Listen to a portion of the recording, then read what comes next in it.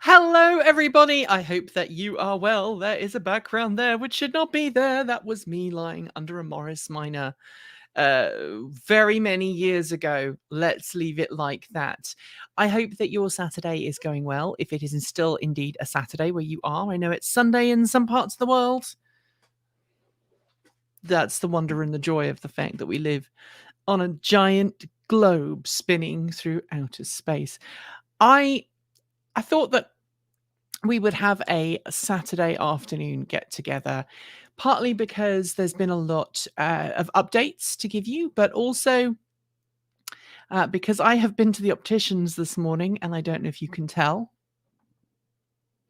but I am currently looking like a certain battle angel because my eyes were dilated this morning. So I had to ride back from the opticians, which is the other reason why I am going to do this show, because I want to tell you all about it, wearing this very stylish thing that goes in like that. See, that is how I rode home because my eyes have been dilated. They are still slightly dilated, and I think it's dark enough in here for me to take them off, but that's what I look like riding home, which I'm sure made me look like an utter pillock. But I can at least now focus. So earlier on today, I took a bicycle for a little bit of a ride. I had a lovely time on it.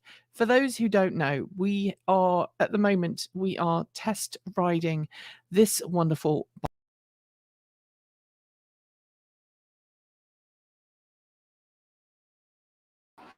It is in fact the Velowave. Let's see if I can give you another picture of it. It's the Velowave.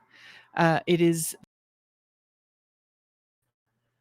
FMTB3 fat tire electric bike, and we took it for a spin, or I took it for a spin earlier on today for the first time. It was actually not a bad ride. So for those who don't know, I live out in the country, quite away from anywhere. And so I had to go to the opticians this morning for an appointment, just, general checkup. And I decided, as it was a nice day and I could use some extra exercise, to jump on the Velowave FMTB3 fat bike. And that's what I did. I live at about 850 feet. The total elevation change between here and the opticians is similar, but obviously because you have to climb up and down various hills between here and town, I think the total elevation change, certainly on the way back, was about 1,300 feet up, a net gain of 1,300 feet. So I rode down to the opticians. Google Maps told me it would take me an hour and 30 minutes or an hour and 20 minutes to get there. I managed to do it in 50, partly because I was going downhill, partly because I used the battery, and partly because I just hoofed it on my bike. And or on the bike. It's not my bike, it's on the bike, the review bike. We got there. I got there with 73% charge remaining, I think. So 73% charge, about 14 and a half miles. When I got there, just chained the bike up outside. And the first thing I noticed is that the bike has a pretty big, because it's quite a big bike, quite a tall bike, it was kind of difficult to lock it up, which I didn't kind of twig in my head. And that's because the forks are quite big and beefy. The tires are quite big and beefy. So I locked it to a lamppost. When I came out of the opticians, jumped back on it, and then I rode all the way back home. Now, it was uphill all the way. I got to the town that my address is part of. How about that? If you're watching this and you live outside the US, you may not realize this, but in the US, towns and cities can be quite big. The amount of area that they cover can be quite large. And if I was in Europe, there would probably be 3 different separate villages or, little clusters of houses, hamlets between where I live and the local town. But and we'd have different names. So I would live in the hamlet of X, and then the town would be the hamlet of whatever. Here in America, it's very common to have a town that's several miles away from where you live, and you still have that same address. You still have the same address as the town. Excuse me. So I stopped at the railroad crossing in the town the town that shares the name with my house, even though it's 4 or 5 miles up the road. And my bike said 50% state of charge. So I had managed to go pretty much all the way into the local town and most of the way home and only used 50% state of charge. Then I climbed the hill. Back to my house, and it's about 850 feet from the valley floor up to the house. And I got back with about 11% state of charge remaining. Now, I would say that the bike did not handle the hill well. The state of charge plummeted like a stone. It's not a particularly hot day, but it's not a particularly cold day. And there was a lot of battery voltage sag while we were draining, the battery coming up the hill. Now, I know I'm not particularly light. I'm quite a chonker. The hill climb is quite intense. And obviously I'm riding a fat bike, which has a higher rolling resistance. So it's not a hill climber. I don't know if you guys have any questions, by the way. If you want to ask questions, you want to post a super chat or anything like that, go right ahead. You said just another generic Chinese e-bike. I think that is a not positive way of looking at these bikes. I think it's easy to look at some of the vehicles coming out of China and laugh at them and say, oh, they're not great. But the reality is that I think a lot of Chinese automakers and a lot of Chinese bike companies are really, really starting to make a difference in the e-mobility space. And I think this is a bike that has the potential to do that. Now, as we were coming back, this is not a full review, of course. This is just hey, I just went out on it for the first time and this is what happened. How much are they? Are they available worldwide? So the bike that we have on review right now is, I think, sells from about $16.99. Let me just double check that. MSRP for the Velowave Ranger FMTB3 is, I think it's $16.99. $16.99 in US dollars, so $1,699. And it seems relatively well built. If you haven't watched the unboxing video, go watch the unboxing video. There was definitely, as I was riding back, there's definitely some strange noises that developed after 30 miles, because it was a 30-mile round trip on the bike. The first thing to note is I got back with, 11% remaining, didn't charge up while I was away. Now, that was not me. That was not the bike being ridden in just electric mode. I spent a lot of time pedaling as well. So I think I probably put in the lion's share of the work. According to Apple Watch, I spent about 700 calories riding that 30 miles. How far are they rated for? Great question, Lorraine. So the bike that I have got right now is between 20 and 40 miles of range, depending on the weight of the rider, depending on the temperature outside, depending on the terrain, and also depending on how much you pedal. Now, I had to pedal a fair amount. I spent most of the trip pedaling. And so I used it as a pedalec assist bike. So I used it as I am pedaling and the motor is assisting me as I am riding. On the flat, on downhill sections, I just rode it like a regular bike. I turned off the motor assist. What is the point of the fat tires? Well, obviously it's designed as a leisure bike. Fat bikes are gaining popularity as leisure bikes, especially in North America. They're used at the beach. Sometimes you'll see them being used on snow. They're great on sand. They're low pressure tires, so they are very good on soft ground. Obviously, on a road, not so much, because there's a big amount of contact area between the tire and the road that increases rolling resistance, that makes them less efficient. And I will say that it has improved. The bike has improved, or rather, Chinese bikes, this is a representation of a Chinese bike, much better improved than the Chinese bikes that I'd rode 10, 15 years ago. And I think for the majority of riders, based on that first 30-mile ride, you could use it as a commuting bike.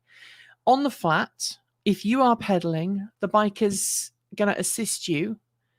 And if you are a reasonably fit and healthy person and you are willing to put in the leg power, the motor serves essentially as a doubling force, or an assistance force. It's like having someone pushing you as you're riding along, or maybe riding with a tailwind. Now, on the way to the opticians, I had a headwind, so I was downhill with a headwind most of the way. And so that did impact my riding. I think it was about 50 minutes to get there. Coming back, I think it took me just about an hour and change, because obviously I was climbing hills. I was going a bit slower. I did manage to keep my speed up to about 15 miles an hour most of the way up the hill. I think it dropped down about 10 at one point. But again, I was trying to use the motor carefully rather than than working rather than relying on the bike completely. And that actually made a pretty decent impact, I felt. And I should point out that this bike has a 750 watt, I think it's a Bangfang or a Bafang motor, geared motor, and it has a maximum speed default of 28 miles per hour if you pedal. So, we are pretty good. Did I get here too late to spam S20 fire in the comments? I don't get that, so maybe you can explain it. And neither does my Apple Watch. But yeah, that is the situation. I had a good ride on it. I enjoyed it. And I was pretty impressed with the ride. Look, I know that this bike is not going to be everyone's cup of tea. It's not my cup of tea, but if I only rode or drove or reviewed products that are going to be my cup of tea, then the number of vehicles I would actually drive and report on would be very minimal compared to, other vehicles that are on the market. But I do want to give a bit of a shout out. Some other updates that I want to talk to you all about today. I just feel is really awesome. So coming on Monday this week, we have an incredible feature with a guest. I guess they are a guest on the video. I wouldn't call them a guest presenter per se, but they are a guest on the video. It's a great video about them and their car. I don't want to give you any more detail at this time, only to say that it's going to go live tomorrow if you are a Patreon supporter or you are a YouTube channel member. And we are going to be... as we do anyway, we push videos out a day in advance wherever possible, so that people can who are supporting us get to see those videos a little ahead of everybody else. It does mean videos like our Tesla News Roundup sometimes doesn't have the absolute latest breaking news story. And it does sometimes mean that, we have to go back and revisit stories later on. But it does mean that if you want to watch this video tomorrow, because it's a great Sunday video as well as a great Monday video, you can do that by going to patreon.com and signing up to support us, or you can do it by going to our YouTube channel and click the join member. Now, I'm really pushing Transport Evolved's Patreon and YouTube memberships right now. That's partly because we, like everybody else, are experiencing the impacts of inflation. And, you know, I want to make sure everybody on our team can continue to afford to live. I can continue to afford to live, and that we can continue to make great content. And we would love to double the support that we're getting from our viewers and our audience this year. It's one of my goals. If we can double that, then not only do we then have the ability to go to more auto shows and do more cool things outside of the studio, but we also get to get guest presenters in and guest experts that right now it's difficult to get in, because, you know, we'd like to offer them something for their time and money as well. So if you are not a supporter of the channel through Patreon or YouTube, or you want to send us Bitcoin, or you want to send us Ko-fi, please consider it. There are links going to be in the description for this video. Not right now if it's live, but later on we'll put some descriptions in so you can figure out a way that works with you. And some folks have said, well, I can't afford a monthly donation. $1 is too much. How can I help? Well, how you can help is get engaged, join the Discord chat room, help the discussion over at Discord, also help promote our stuff, share our stuff, suggest topics that you'd like us to see, and just help us grow by just being there and watching every darned video, because it really does help.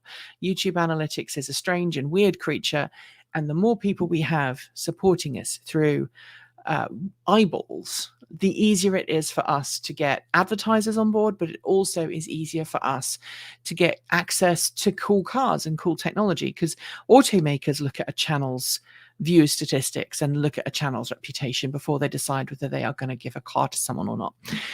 Talking about what's coming up, we have the EV6, which we've just finished the review for.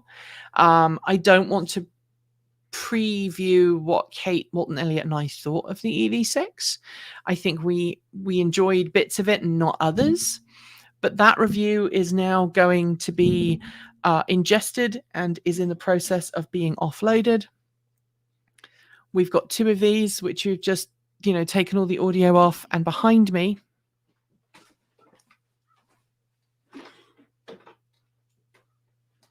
we've got all of the GoPro footage that is being offloaded right now. Each of these has got like 150 gigabytes of data on it that needs to be offloaded. Not 125. Combined, I think it's 125 gig of data. And I'm in the process of offloading all of that. We've got these, which are our little mag carts, effectively, for one of our cameras. And then we've got these, which are all of the other things from the other cameras. That's all got to be offloaded so that Michael can run in and start editing it on Monday. We've got to get the stuff off to Winter to color. And so there's a lot to do there, but that is on the way. Has Transport Evolved done a Fisker Ocean review? We've not driven it yet, Jay. And by the way, thank you for your awesome support. You see that little icon there that Jay's got by their name? That means that Jay is the channel member. So great job for supporting the channel, Jay. We really appreciate your love and support.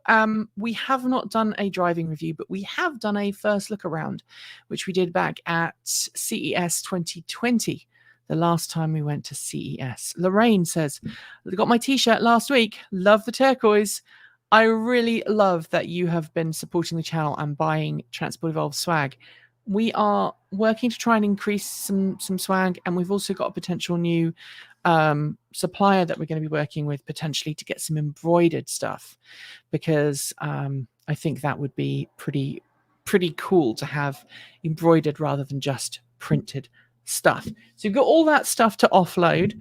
The other thing that I'm trying to work on right now, and this is a behind the scenes thing, is we have a Lenovo K410 desktop machine that I am desperately trying to install Ubuntu on, because if you look, if you imagine all of this stuff, all of these cameras, we had, I think, 6 GoPros with us, or 7 GoPros, when we did the review of the EV6. All of these cameras, all of the footage Michael's been capturing, it all needs to be offloaded, and it all needs to go to the server. And the GoPro files, the way that GoPros work is GoPros don't just store one image file or one file per time you press the button.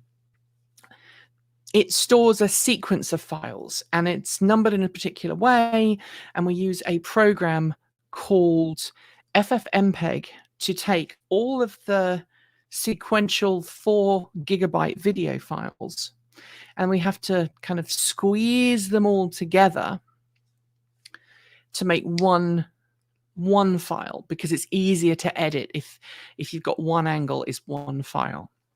And so all of this stuff is kind of quite processor intensive, and this machine and that machine there are always being used for script writing, editing, other stuff when we are trying to ingest. So we have had this old computer sitting around for, feels like a decade. In fact, it's 10 years old. We inherited it about 2 years ago. This 10-year-old computer is fine for ingesting video. All it's doing is just transferring files off SD cards, off these, and straight onto the network storage. And the best thing about that particular version, that particular machine, the Lenovo, it's down by my knee here, I can't show it to you, is that it has an eSATA disk port that allows you to just push in removable drives like this cart and just push it in. I want to try and work on a bash file to automatically import video files. The problem is that this Lenovo machine has Lenovo BIOS on it, and it's a bit notorious when it comes to Linux and not wanting to officially do the thing. Edward says, I thought GoPro had a new cloud-based editing app. Okay, so here's the fun thing with that. So let me show you here, Edward. So I live out in the middle of nowhere. Our internet connection, we have 2 internet connections. We have Starlink, which is currently turned off, and you're seeing a video connection down the valley via a Wi-Fi connection, and it's only about 20 megabits per second on a good day, closer to 10 on a bad day, sometimes even less. And it's nowhere near fast enough to upload all of these video files. So if you think about it, these have all got 0.5 terabyte memory cards in them. So we have 100 plus gigabytes per camera. I think it is 130 to 150 gigabytes per camera of video files. We have 6 of them. So imagine how long it would take us to upload 6 lots of 130 gigabytes of files per time we film with them. We'd spend all of our time uploading video files rather than actually working on them. So what we actually do behind the scenes, one of the reasons why Michael works here rather than, because a lot of people say, well, how is it that Michael gets to work at the house and everybody else works remotely? The reason is video files. So this here, this little hard drive here is called Chandrayaan. It has a sibling drive called Chakrayaan. And Chandrayaan and Chakrayaan basically alternate between my house and Winter's house. And Winter comes and he picks up this 2 terabyte hard drive and he drives back home or rides back home. And then he colors anything that Michael's been working on. And then he drops it back off and I dump new files onto it. And it allows him to remotely work on coloring video files. But the whole process takes a couple of days because you have to copy it over and then you have to arrange to drop it off. And so it can be kind of complicated. But that's why Michael works here, because, you know, when we filmed the Kia EV6 review, it's already 2 terabytes worth of video files, and I haven't finished copying everything over yet. So it's going to be a monster amount of stuff. And that's why we don't use any cloud video editing and why we don't use cloud video storage software. Which brings me, I guess, so if you are a Linux guru and you know how to get past the grub issue that I'm having, we're having the error 1962, no file system found.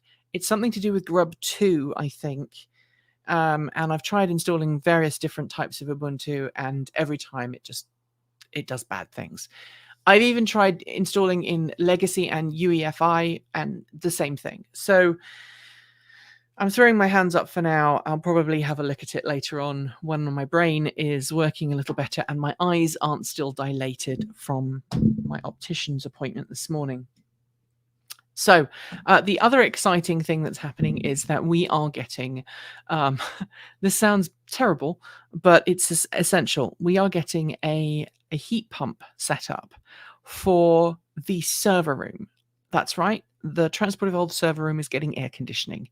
That is because we have so many hard drives now. We have so many gigabytes or terabytes of data that the server that used to sit in the nice, cool, massive warehouse we used to have as a studio now sits in my house in a carpeted closet, and it gets very hot. And we've tried a couple of different mitigation strategies, but at the end of the day, we've decided to go for a proper air conditioning system for that room, because that room gets up to 35 degrees Celsius right now, which is way too hot at this time of year. And so we've got to try and keep it cool. Hard drives don't like being hot. They don't like being any hotter than we do. So every week that we run those hard drives at extreme temperatures increases the risk that something nasty is going to happen. So we're going to get an air conditioning unit installed in there. We're not doing it ourselves because it's a business expense, but also because if something goes wrong with the air conditioning and it's a commercial application, we can ring up the installer and go, hey, you screwed up, come and help us. This is an important thing. Whereas if we do it and we screw up, then we're kind of SOL, which is not really a constructive way of running a business. The Lenovo machines are not from the IBM lineage can be interesting to make work, says Steve. Yeah, I'm figuring that one out.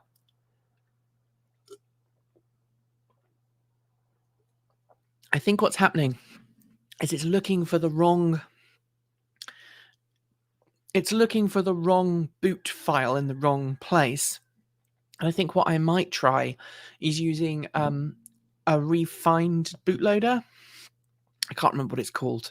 It's the open source bootloader that's an alternative to Grub that I might install on the machine and try and get it to work that way.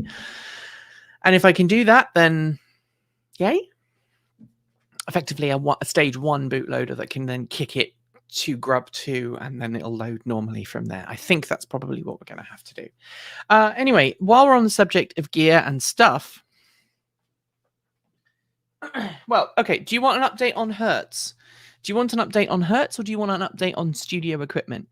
Because these are two very interesting pieces of news, at least for me, that I would love to share with those who are here in the behind the scenes. But I would love to tell you. I just want to know which one you want to hear first. So one's bad news and one's good news. So tell me whether you want bad news or good news.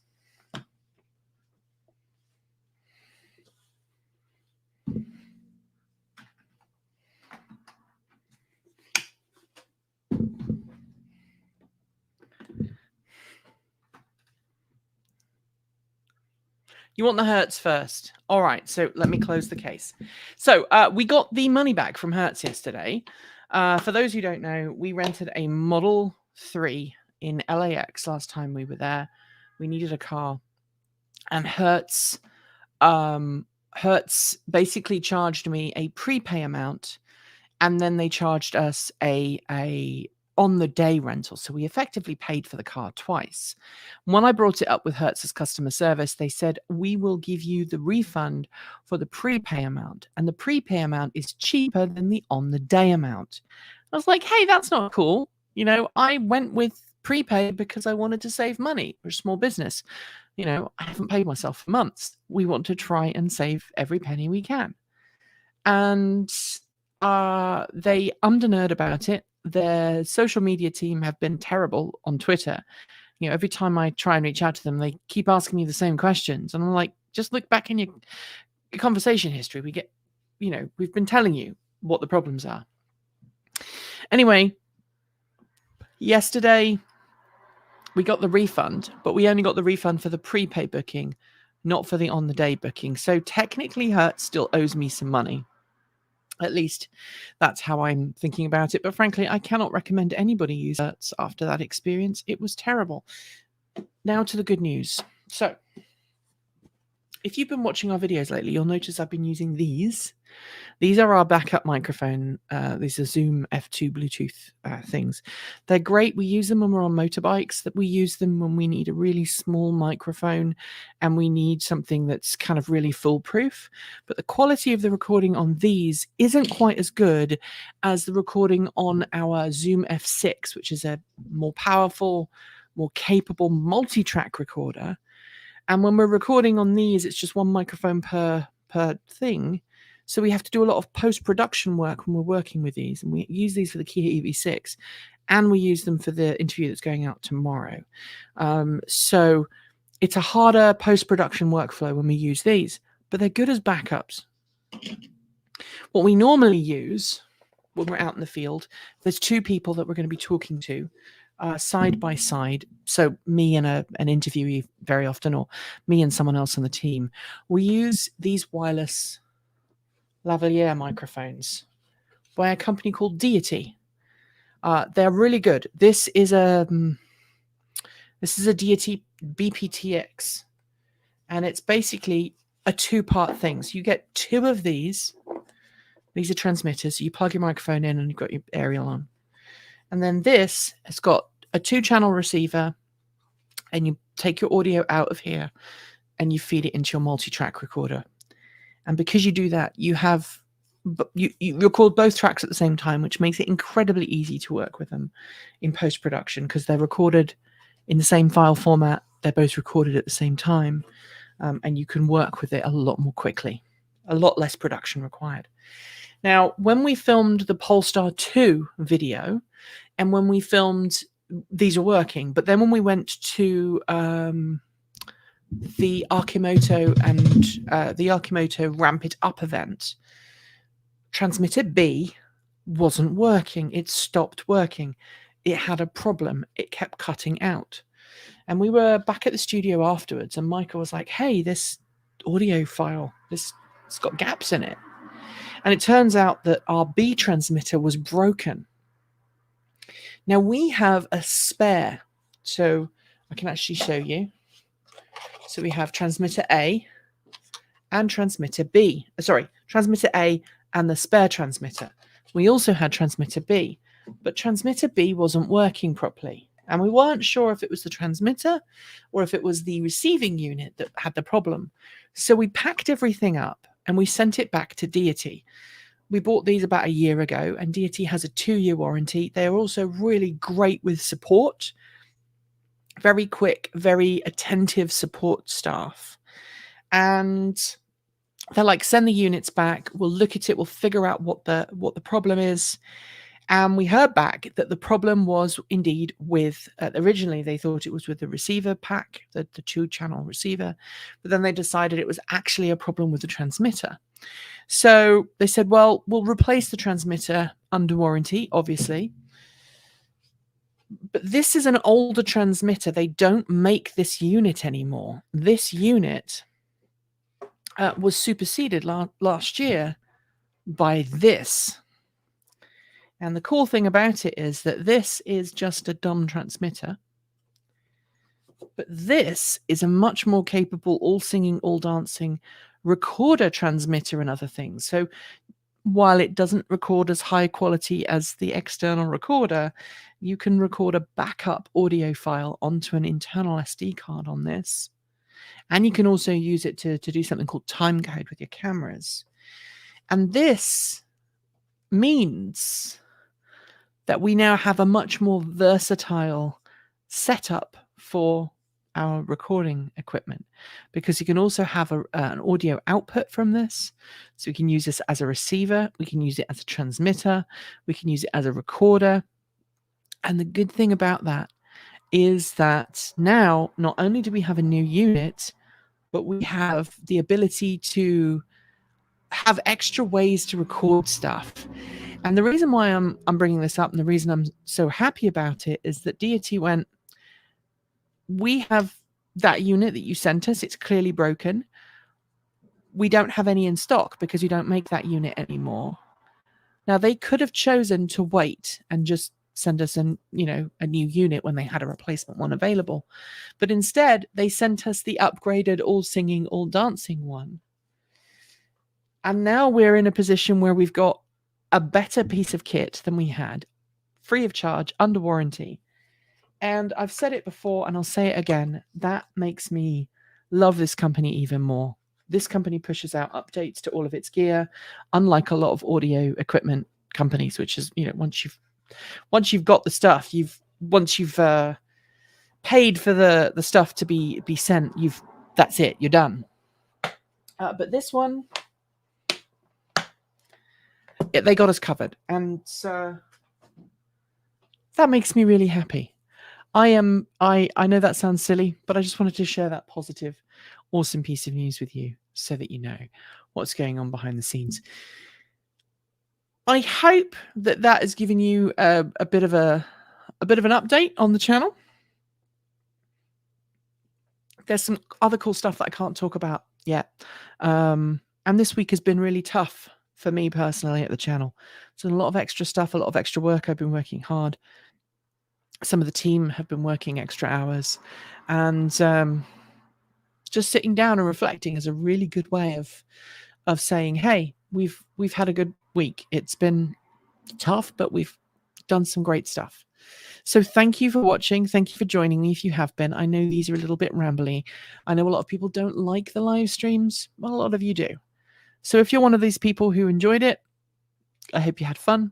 If you don't worry. There's a cool video coming out on Monday that I think you're really going to like.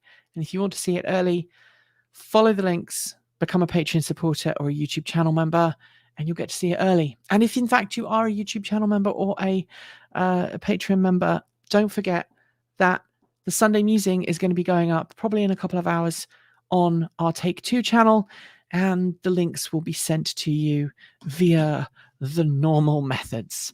Thanks for joining me, and as always, keep evolving.